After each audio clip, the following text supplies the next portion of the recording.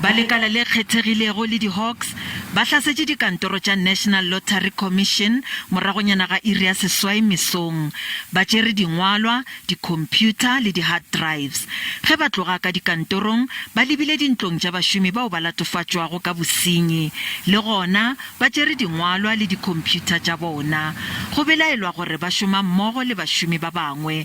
Gothwe ba gokeditše bašomi ba mokgatlo wo o sa dirego mašeleng go dira kgopelo ya thekgo ya tshelete ka maikemišetšo a go holega le go lefiwa ka bohwirihwiri. Once they have applied, then they get a cut of 30% that is shared between the officials that are here and the runner that they have, and then that is an operation that has been going on for a while. Sehlopha se sa dinokwane se utswitše diranta tše di milione ba lekala le Kgethegilego ba re ge ba fetša go dira dinyakisiso ba tla netefatša gore bao ba amegago ba buša tšhelete yeo.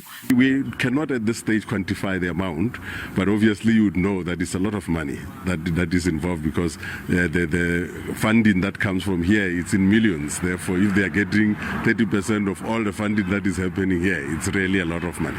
Bahlankedi ba re bosenyi bo tseneletse go National Lottery. Tiragalo tše tše mpe di diragale ka dikantorong tše dingwe naga ka bophara.